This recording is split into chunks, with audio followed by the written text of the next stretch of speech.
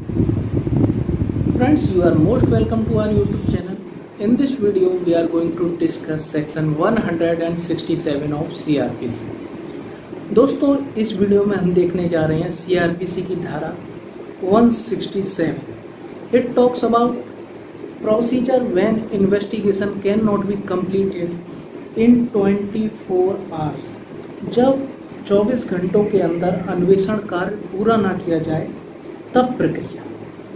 तो फ्रेंड्स, जो सेक्शन 167 है ये उस समय की प्रक्रिया के बारे में बात करता है जब किसी व्यक्ति को गिरफ्तार कर लिया गया हो और जो आर्टिकल 22 और सीआरपीसी का सेक्शन 57 बताता है कि 24 घंटे के अंदर मजिस्ट्रेट के समक्ष पेश किया जाए। तो इतने समय में, जो 24 घंटे का समय है, इतने समय में यदि इन्वेस्टिगेशन पूरी नहीं की जा सकती और इन्वेस्टिगेशन ऑफिसर को ऐसा लगता है कि इसे 24 घंटे से ज़्यादा पुलिस अभिरक्षा या जुडिशरी कस्टडी में रहना इसका ज़रूरी है इन्वेस्टिगेशन के लिए, तो वो क्या प्रक्रिया अपनाएगा। उसे 24 घंटे से ज़्यादा की ज़रूरत है अभियुक्त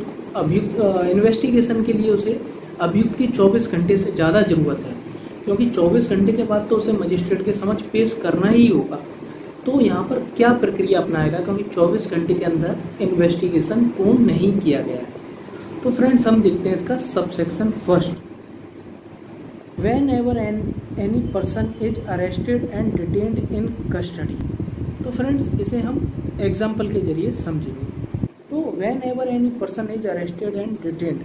मान लीजिए कि ए व्यक्ति है जिसे कि अरेस्ट किया गया है और उसे डिटेंड कर लिया गया, उसे अरेस्ट करके डिटेंड कर लिया गया। And it appears that the investigation cannot be completed within the period of the 24 hour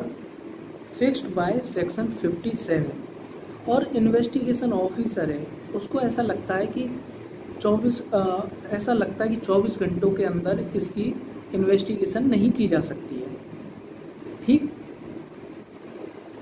उसे ये लगता है कि 24 घंटे के अंदर इन्वेस्टिगेशन पूर्ण नहीं की जाती है, तो वो आगे क्या करेगा। And there are grounds for believing that the acquisition or information is well formed. और उस इन्वेस्टिगेशन ऑफिसर को लगता है जो उसके ऊपर एक्यूजिशन लगाया गया और जो इंफॉर्मेशन दी गई उसके संबंध में कि इसने ऐसा अपराध किया है, तो ऐसी इंफॉर्मेशन के संबंध में वो सोचता है ये ऐसी इंफॉर्मेशन सच्ची हो सकती है, इसका दृढ़ आधार है, उसे सच्ची प्रतीत होती है ऐसी इंफॉर्मेशन। तो वो आगे क्या करेगा। The officer in charge of the police station और the police officer making the investigation. तो या तो officer in charge of the police station जो कि ऐसे जो है जो पुलिस स्टेशन का वो, या जो व्यक्ति इन्वेस्टिगेशन कर रहा है उस मामले में वो, if he is not below the rank of sub inspector. Sub inspector सी रैंक के नीचे का पुलिस ऑफिसर नहीं होना चाहिए। ये या तो ऐसे जो होना चाहिए, या फिर अगर कोई पुलिस ऑफिसर है तो वो एसआई से नीचे रैंक का नहीं होना चाहिए। तो ये क्या करेगा। Forthwith transmit to the nearest judicial magistrate a copy of the entries in diaries herein after prescribed relating to the case। तो वो उसने जो सीडी में जो उसकी केस डायरी है, सीडी है, उसमें जो उसने एंट्रीज की हैं वो भी भेजेगा और साथ में जो एक्यूज्ड है उसको भी नियरेस्ट मजिस्ट्रेट के पास भेज देगा, क्योंकि 24 घंटे में तो उसे मजिस्ट्रेट के सामने पेश करना ही है, तो वो उसे भेजेगा। ठीक है, तो उसकी जो एंट्रीज है वो भी साथ में भेजेगा, जो उसने केस डायरी में जो एंट्रीज की हैं वो भी साथ में भेजेगा। Hereinafter prescribe relating to the case and shall at the same time forward the accuse to such magistrate. और उसी के साथ क्या करेगा, एंट्रीज के साथ भी मजिस्ट्रेट जो मैंने बता दिया है एक्यूज को भी, एक्यूज और जो उसने जो एंट्रीज करी हैं डायरी में, दोनों को मजिस्ट्रेट के पास भेज देगा। अब ये था इसका सबसेक्शन फर्स्ट। अब इसमें सबसेक्शन सेकंड क्या कहता है वो देखते हैं। The magistrate to whom an accused person is forwarded under this section में। तो जिस मजिस्ट्रेट के पास ऐसा व्यक्ति भेजा गया है तो वो मजिस्ट्रेट क्या कर सकता है, may whether he has or not jurisdiction to try the case, चाहे वो मजिस्ट्रेट कैसा भी हो, चाहे उसके पावर हो उस केस को सुनने की, उसे ट्राई करने की या नहीं हो, वो क्या कर सकता है, from time to time authorise the detention of the accused in such custody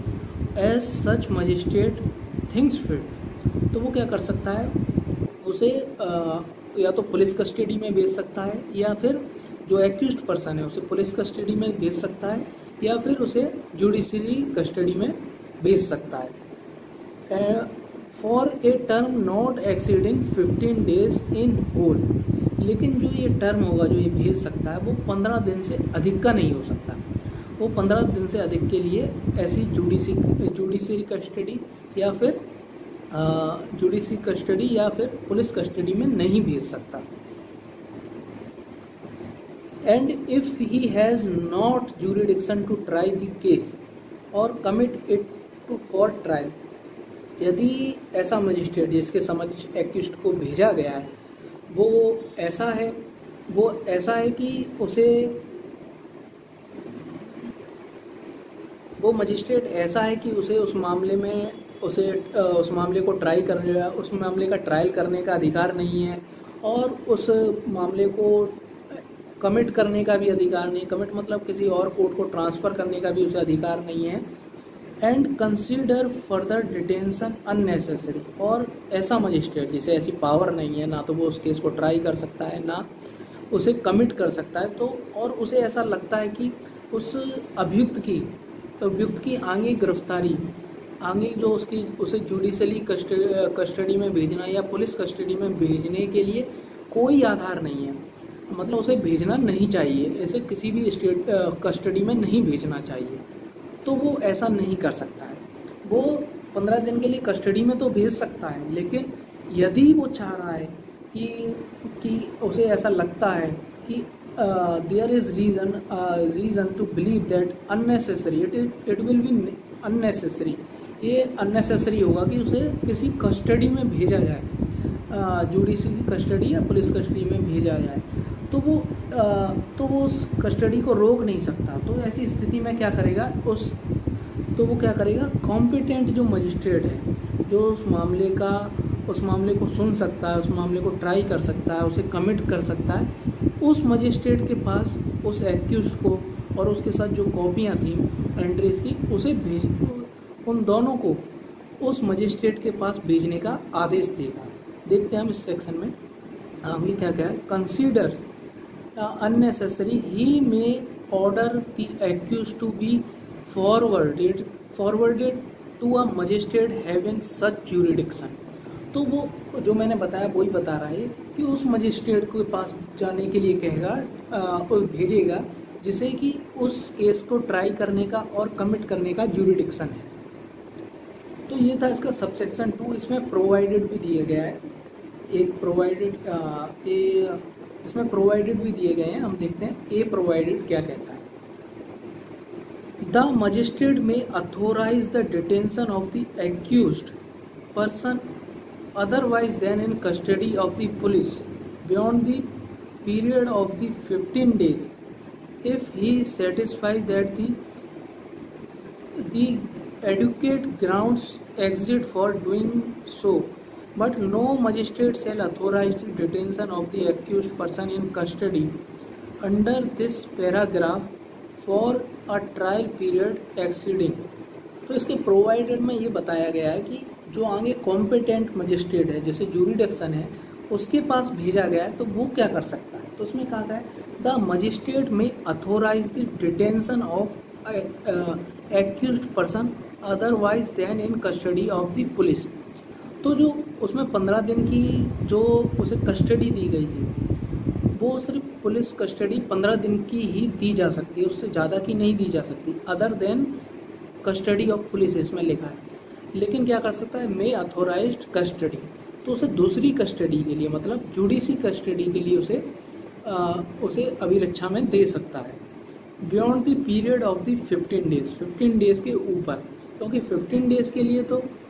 उससे पहले दिया गया था, जुडिशरी कस्टडी भी दे सकता था और पुलिस कस्टडी भी दे सकता था 15 दिन की, लेकिन 15 दिन से अधिक पुलिस कस्टडी नहीं दी जाती।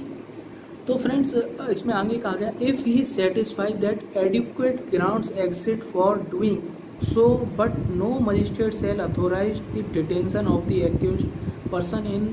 Custody under this paragraph for a total period exceeding. इसमें आगे टाइम बताया गया है कि किस अपराध के लिए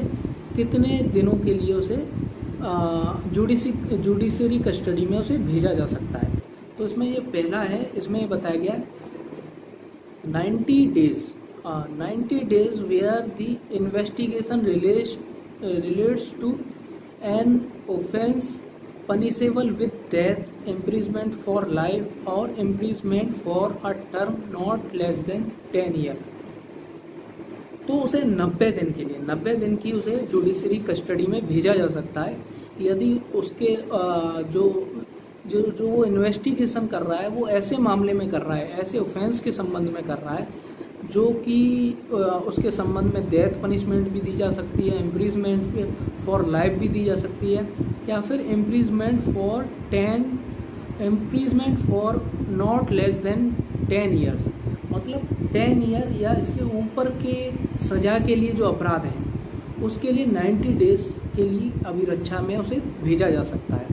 ये कहता है सेक्शन इसका प्रोवाइडेड का first clause, sub clause first, और सेकंड सब क्लॉज कहता है 60 days where the investigation relates to any other offences.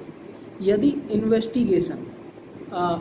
60 days की उसे जुडिशरी कस्टडी में भेजा जा सकता है, जुडिशरी कस्टडीज में भेजा जा सकता है where the investigation relates to other offence, और कोई ऑफेंस है, मतलब कि 10 वर्ष से कम वाले जो ऑफेंस है उनके लिए कितने दिन की कस्टडी में भेजा जा सकता है, जुडिशरी कस्टडी में 60 डेज। और इसमें एक और इम्पोर्टेंट की बात है, जो कि हमने 15 दिन की कस्टडी में पहले भेजा गया था, जो पहले मजिस्ट्रेट के द्वारा जो 15 दिन की कस्टडी में भेजा गया था वो भी इसमें जुड़ी होंगी। जैसे कि 90 दिन है तो 90 दिन में से पुलिस कस्टडी है जो या जुडिशरी कस्टडी है जो पहले 15 दिन की भेजी गई थी वो भी इसमें जुड़ी जाएंगी, ठीक। तो मतलब अगर उसे पहले 15 दिन की दे दी जुडिशरी कस्टडी या पुलिस कस्टडी में भेज दिया गया है तो अब उसे केवल 75 दिन की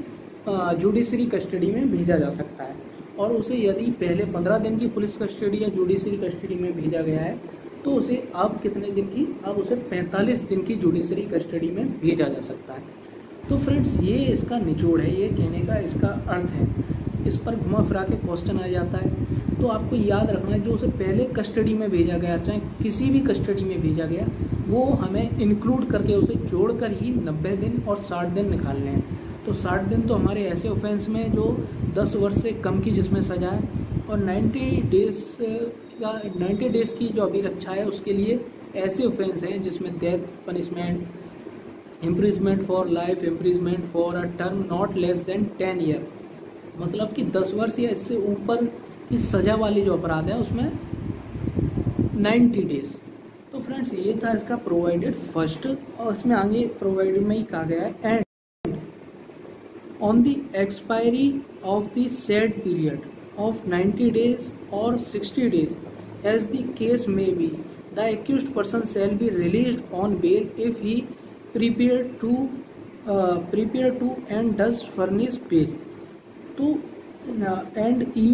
and every person released on bail under this subsection shall be deemed to be released under the provision of chapter 33 for the purpose of this chapter। तो फ्रेंड्स इसमें जो आगे बताया गया है वो बताया गया राइट टू बेल के लिए। अगर ऐसे 90 दिन और 60 दिन पूरे हो जाते हैं, इस मामले में ऐसे 90 दिन और 60 दिन पूरे हो जाते हैं तो और इन्वेस्टिगेशन पूर्ण नहीं किया जाता है, और इन्वेस्टिगेशन पूर्ण नहीं हो पाता है और ऐसे 60 और 90 दिन हो जाते हैं तो उसे एक राइट मिल जाता है, राइट टू बेल का। तो उसे एक राइट मिल जाता है और वो यहाँ पर बेल ले सकता है। तो यदि वो जमानत देने के लिए तैयार है, वो फर्निश बेल करता है तो उसे जमानत पर छोड़ दिया जाएगा। लेकिन यदि वो बेल फर्निश नहीं करता है, वो जमानत देने के लिए राजी नहीं है तो उसे नहीं छोड़ा जाएगा, बिना जमानत के उसे नहीं छोड़ा जाएगा। तो यहाँ पर उसे राइट मिल गया, वो यहाँ पर जमानत ले सकता है, बॉन्ड भर सकता है और जमानत ले सकता है।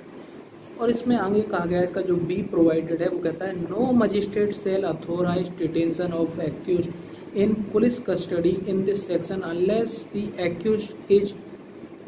produced before him in person for the first time and subsequently every time till the accused remained in custody of the police। तो जब भी उसे पुलिस कस्टडी में भेजा जाएगा तो उसे एक्यूज्ड को मजिस्ट्रेट के सामने पेश होना पड़ेगा, तभी उसे अगली बार के लिए पुलिस कस्टडी में भेजा जा सकता है। But the magistrate may extend further detention in judiciary custody on production of the accused either in person or through the medium of the electronic video linkage। जैसा कि आज वीडियो कॉन्फ्रेंस का भी माध्यम चल गया है, तो उसकी जो उपस्थिति है वो वीडियो कॉन्फ्रेंस के माध्यम से भी वो उपस्थिति दर्ज करा सकता है और ये ऐसा मान लिया जाएगा कि उसकी उपस्थिति हो गई है और उसे पुलिस कस्टडी में भेजा जा सकता है। लेकिन इसमें जो मोस्ट इम्पोर्टेंट समझने की बात है वो ये है कि जब भी पुलिस कस्टडी में भेजा जाएगा, क्योंकि हम जानते हैं कि पुलिस कस्टडी को बहुत खतरनाक बताया जाता है, पुलिसों पर लोग विश्वास नहीं करते, क्योंकि पुलिस एक्यूज्ड के साथ मारपीट भी करती है और उसे तरह तरह से प्रताड़ित करने का प्रयास करती है। इसलिए उसे बार बार देखा जाएगा कि कहीं से प्रताड़ित तो नहीं किया जा रहा है, कहीं इसके शरीर पर चोट तो नहीं है, तो उसकी बॉडी देखना, उसका शरीर देखना जरूरी है। तो वो या तो वो खुद ही उसे पेश किया जाएगा, और यदि मजिस्ट्रेट उचित समझता है तो जैसे कि कोरोना वायरस की दशा चल रही है तो उसे वीडियो कॉन्फ्रेंस के माध्यम से उसकी पेशी करा सकता है। तो फ्रेंड्स ये है इसका प्रोवाइडेड बी। एंड इसका प्रोवाइडेड सी कहता है no magistrate of the second class not especially empowered in this behalf by the high court shall authorize detention in custody of police। तो इसका जो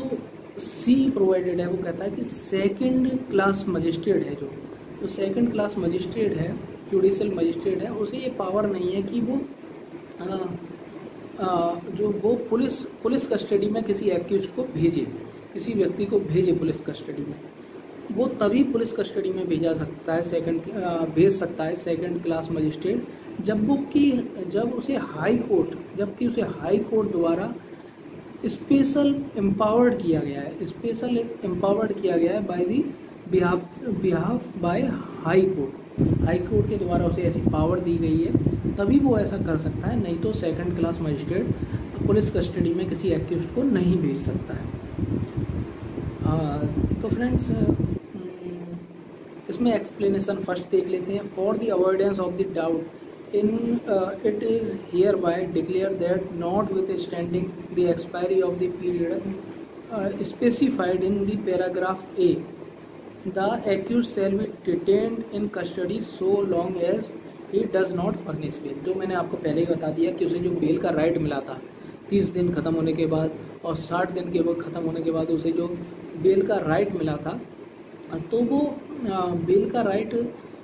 यदि वो बेल जमानत देता ही नहीं है, फर्निश करता ही नहीं है बेल, तो उसे बेल अपने आप नहीं दी जा सकती, उसे ये जमानत तो देनी पड़ेगी,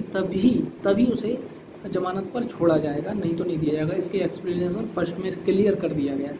एक्सप्लेनेशन सेकंड कहता है if any question arises whether an accused person was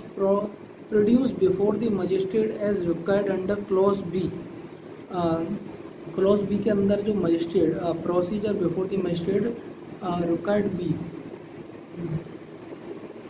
the production of the accused person में be proved by his signature of the authority.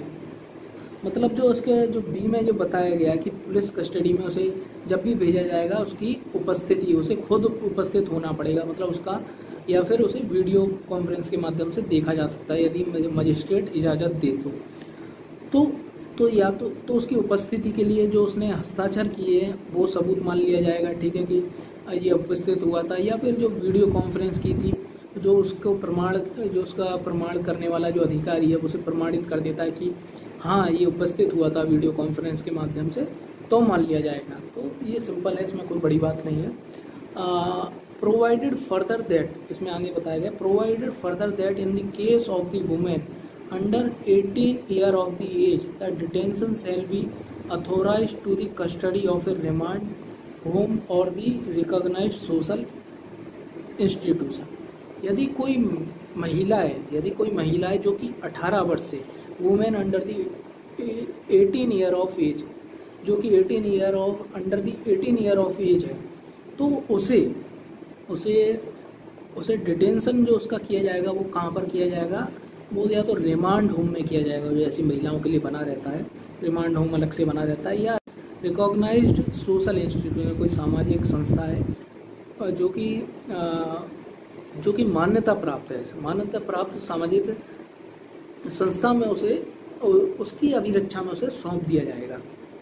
तो फ्रेंड्स ये है इसका आगे कहा गया है। इसमें 2A देखते हैं। 2A इसका सब सेक्शन 2A क्या कहता है सेक्शन 167 का, not with standing anything containing in subsection 1 और subsection 2 the officer in charge,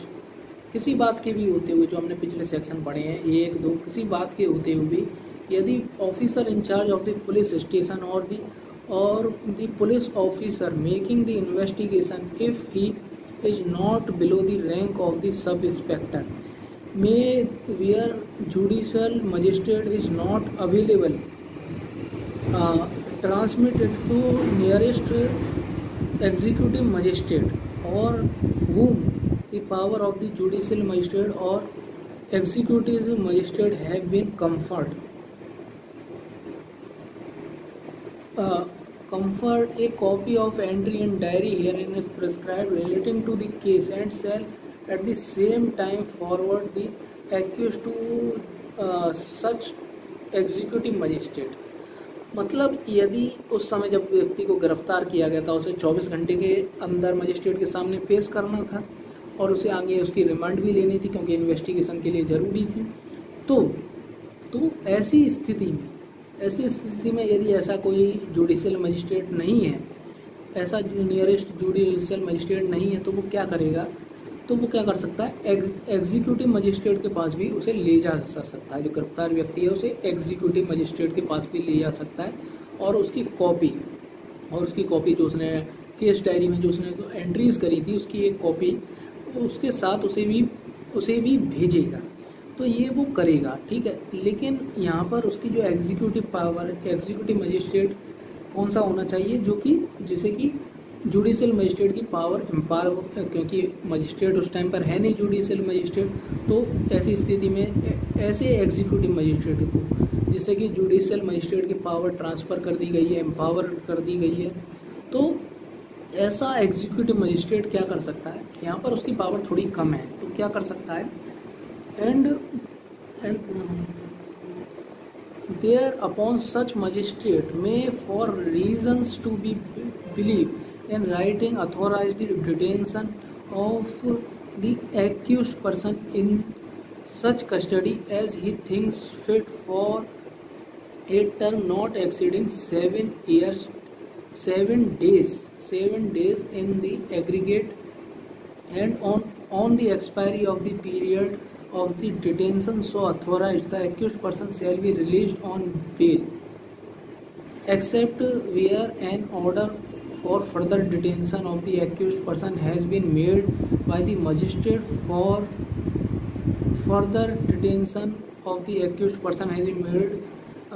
by magistrate competent to make such order। तो ऐसा मजिस्ट्रेट को यदि ऐसा लगता है कि उसे आगे और डिटेंशन में रखा जाए तो वो उसके क्या करेगा, उसके कारण को लेखबद्ध करेगा, उसके कारण को लिखेगा और उसे क्या कर सकता है, उसे केवल 7 दिन की और जुडिशरी कस्टडी में उसे 7 दिन की जुडिशरी कस्टडी या पुलिस कस्टडी में भेज सकता है। तो ऐसी स्थिति में जो जुडिशरी कस्टडी होगी या पुलिस कस्टडी होगी, ऐसा ही क्वेश्चन डायरेक्ट आ सकता है एग्जाम में। ऐसी स्थिति में जबकि जुडिशियल मजिस्ट्रेट नहीं है और ऐसा कोई एग्जीक्यूटिव मजिस्ट्रेट है जिसे स्पेशली एम्पावर्ड किया गया हो एज अ जुडिशियल मजिस्ट्रेट,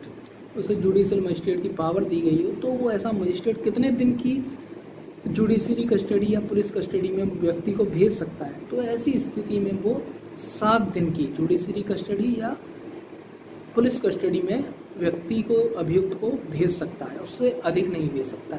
यदि और उसके बाद क्या हुआ, 7 दिन के बाद उसे बेल का राइट पैदा हो जाएगा। लेकिन उससे पहले ही, बेल के राइट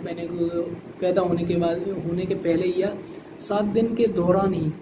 यदि उस मजिस्ट्रेट के द्वारा, जो जुडिशियल मजिस्ट्रेट है, जो उसका इस केस को ट्राई कर सकता है, कमिट कर सकता है, जो उस जुरिडिक्शन है ऐसे केस का ट्राई करने का, वो यदि ऑर्डर दे देता है कि इसकी आगे और जुडिशरी कस्टडी में या पुलिस कस्टडी में से भेजा जा सके, क्योंकि इसने अभी 7 दिन है और पुलिस कस्टडी में भेज सकता है 8 दिन के लिए और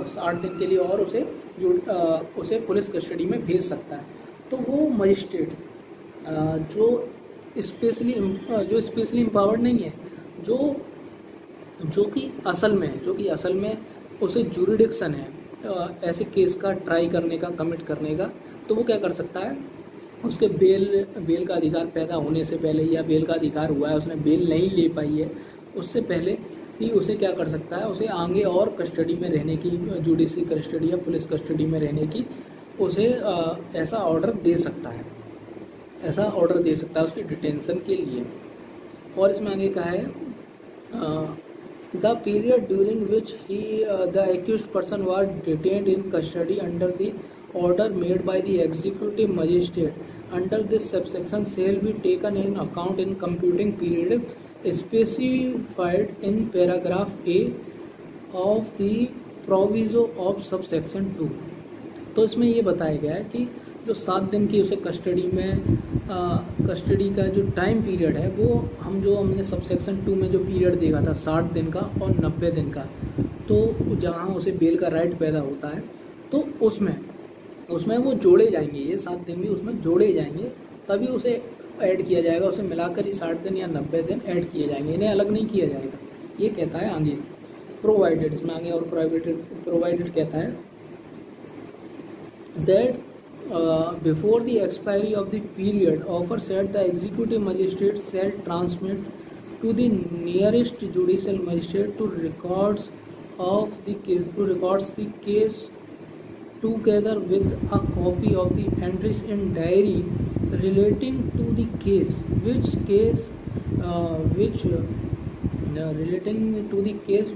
was transmitted to him by the officer in charge of the police station or the police officer making the investigation as the case may be। मतलब तो इसकी जो प्रोवाइडेड में बताया गया है, वो ये बताया गया कि जो एग्जीक्यूटिव मजिस्ट्रेट है, जिसके समझ ऐसा व्यक्ति भेजा गया था, क्योंकि जो जुडिशियल मजिस्ट्रेट था, जो उस केस का जिसे जुरिडिक्शन था, वो उस समय उपस्थित नहीं था, इसलिए ऐसे एग्जीक्यूटिव मजिस्ट्रेट के सामने ऐसा व्यक्ति को, ऐसे एक्यूज्ड को पेश किया गया था। तो वो क्या करेगा, ऐसी अभिरक्षा जो उसने 7 दिन की अभिरक्षा या उससे कम की जितनी भी है, लेकिन अधिकतम 7 दिन की है, तो ऐसी अभिरक्षा में उसने भेजा था, उसके ख़त्म होने से ही पहले उस एक्यूज्ड को और उसे जो कॉपी भेजी गई थी, जो ऑफिसर इंचार्ज ने, पुलिस ऑफिसर इंचार्ज ने जो केस डायरी की जो कॉपीज़ भेजी थी, तो एक्यूज्ड को और ऐसी कॉपीज़ को वो क्या करेगा, ऐसे जुडिशियल मजिस्ट्रेट के पास, ऐसे जुडिशियल मजिस्ट्रेट के पास जो कि जिसे कि जुरिडिक्शन है ऐसे केस का, उसके पास उसे भिजवाएगा। तो ये कहता है इसका प्रोवाइडेड बहुत सिंपल है। अब देखते हैं इसका सबसेक्शन क्या कहता है। A magistrate authorising under this section detention in custody of the police shall record his reasons for so doing. तो इस सेक्शन के अंदर कर जहाँ भी मजिस्ट्रेट, जुडिशियल मजिस्ट्रेट है, चाहे एग्जीक्यूटिव मजिस्ट्रेट है, जब भी पुलिस कस्टडी में व्यक्ति को भेजेगा, अभिरक्षा में देगा, पुलिस कस्टडी में की अभिरक्षा में देगा, तो उसके लिए अपने कारण लिखेगा कि वो ऐसा क्यों कर रहा है, तो उसके कारण को लेखबद्ध करेगा। अब देखते हैं इसका subsection 4। Any magistrate other than CGM making such order shall forward a copy of his order with his reason for making it to the chief judicial magistrate. तो इस सेक्शन के अंतर्गत जो भी ऑर्डर किए जाते हैं, मतलब कस्टडी के संबंध में, और वो ऐसे मजिस्ट्रेट के द्वारा किए जा रहे हैं जो कि सीजीएम नहीं है, जो कि सीजीएम नहीं है, तो वो क्या करेंगे, ऐसे मजिस्ट्रेट जो भी ऐसा मजिस्ट्रेट है वो क्या करेगा, सीजीएम को ऐसे ऑर्डर की एक कॉपी भेज देगा। ये कहता है 4, इसका सबसेक्शन 5 कहता है if any case triable by a magistrate as a summons case, यदि कोई ऐसा केस है जिसे कि मजिस्ट्रेट समन केस की तरह उसका ट्रायल कर रहा है। समन केस को हम जानते हैं एक संक्षिप्त प्रक्रिया होती है, इसमें बहुत कम स्टेप होते हैं, तो उसकी तरह समन केस की तरह किसी केस का ट्रायल कर रहा है, तो इसमें कहा गया है the investigation is not concluded, जो इन्वेस्टिगेशन है वो पूरी नहीं की जाती with in a period of the 6 month, यदि 6 महीनों के अंदर इसका इन्वेस्टिगेशन पूरा नहीं किया जाता from the date of which the accuse was arrested, और जो उसके 6 महीने हैं, जो 6 महीने हैं, 6 मास हैं, जो वो कहाँ से गिने जाएंगे, वो उसके व्यक्ति के अरेस्टिंग के दिन से गिने जाएंगे। और ऐसी इन्वेस्टिगेशन 6 महीने के अंदर पूर्ण नहीं होती है तो क्या करा जाएगा, the magistrate shell make an order stopping further investigation, तो मजिस्ट्रेट क्या कर सकता है, द मजिस्ट्रेट शैल शब्द का प्रयोग हुआ है, तो मजिस्ट्रेट क्या करेगा, make an order stopping further investigation, आगे की इन्वेस्टिगेशन को तुरंत रोक देगा, मजिस्ट्रेट रोक देगा, इसमें सेल शब्द का प्रयोग हुआ है, मतलब ये मैंडेटरी है, वो तुरंत इन्वेस्टिगेशन को आगे रोक देगा। Into the offence unless the officer making the investigation satisfy the magistrate for the special reasons and in the interest of the justice and the continuation of the investigation beyond the period of the 6 month is necessary, तो वो ऐसा order करेगा यदि, परंतु इसमें यहाँ भी थोड़ी सी गुंजाइश दी गई है, लेकिन unless the officer making the investigation, जो इन्वेस्टिगेशन ऑफिसर कर रहा है वो कोई अपने विशेष कारण बताता है कि ये विशेष कारण थे इसलिए इन्वेस्टिगेशन 6 महीने के अंदर पूर्ण नहीं हो पाया है, या फिर इंटरेस्ट ऑफ द जस्टिस न्याय के हित के लिए ऐसा करना जरूरी है कि 6 महीने के आगे इन्वेस्टिगेशन किया जाए, इसके लिए विशेष कारण बताता है कि न्याय के हित में ऐसा करना जरूरी है, या फिर अन्य किसी कारण से, विशेष कारण से ऐसा करना जरूरी है, तो मजिस्ट्रेट यदि सेटिस्फाइड होता है, ये मुझे मजिस्ट्रेट की डिस्क्रिशन पावर है, यदि वो सेटिस्फाइड होता है तो वो आगे इन्वेस्टिगेशन का ऑर्डर दे सकता है, नहीं तो यहाँ पर सेल शब्द का प्रयोग किया गया है, वो तुरंत वहाँ पर इन्वेस्टिगेशन को रोकने का ऑर्डर देगा। अब देखते हैं इसका जो लास्ट सबसेक्शन है, इसका subsection 6, where any order stopping further investigation into an offence has been made under subsection 5, subsection 5 के अंतर्गत जो ऑर्डर दिया गया था फर्दर इन्वेस्टिगेशन को रोकने का, अगर ऐसा कोई ऑर्डर दिया जाता है तो इसमें आगे क्या कर सकता है, जो पीड़ित पक्षकार है या फिर सेशन कोर्ट खुद ही अन्यथा समाधान उसे हो जाता है तो क्या कर सकता है, तो इसमें आगे सेशन कोर्ट में एप्लीकेशन लगाई जा सकती है पीड़ित पक्षकार के द्वारा, और सेशन कोर्ट यदि समाधान हो जाता है तो क्या कर सकता है, वो क्या कर सकता है, vacate the order under the subsection 5, तो जो सबसेक्शन 5 के अंदर का जो ऑर्डर दिया गया था इन्वेस्टिगेशन को रोकने के लिए, फर्दर इन्वेस्टिगेशन को रोकने के लिए, उसको रद्द कर सकता है, and direct the further investigation, और निर्देश दे सकता है कि आगे इन्वेस्टिगेशन किया जाए, to be made into the offence subject to the direction within the regards to bail and other matter as may be specified, तो इसमें वो आदेश को रद्द कर सकता है और आगे क्या कर सकता है, ये निर्देश दे सकता है कि जमानत और अन्य मामलों के बारे में ऐसे निर्देश के अधीन रहते हुए जो वह विनिर्दिष्ट करे अपराध को आगे और अन्वेषण किया जाए, अपराध का आगे और इन्वेस्टिगेशन किया जाए, तो वो इसे उस आदेश को रद्द करने के साथ जमानत के संबंध में कोई डायरेक्शन दे सकता है, जमानत के सामने या अन्य मामले के बारे में कोई डायरेक्शन दे सकता है, तो वो ऐसा कर सकता है। तो ये था सेक्शन 167 ऑफ CRPC, बहुत ही इम्पोर्टेंट सेक्शन है, इस सेक्शन को आप बिल्कुल भी मिस नहीं कर सकते, इसमें से पक्का कोई ना कोई क्वेश्चन आएगा, सबसे ज़्यादा प्री में इसमें क्वेश्चन आता है, मेंस में तो बहुत ही कम चांस होते हैं इसमें सबसेक्शन, मेंस में बहुत ही कम चांस होते हैं इसमें क्वेश्चन बनने के। तो फ्रेंड्स इसको आप बहुत अच्छी तरीके से तैयार कीजिए, क्योंकि इसे आप जितनी बारीकी से पढ़ेंगे तभी इसके के इससे रिलेटेड क्वेश्चन का उत्तर दे पाएंगे। तो friends, thank you very much. Please subscribe our channel and be continue with us. Keep watching our YouTube channel. Thank you very much.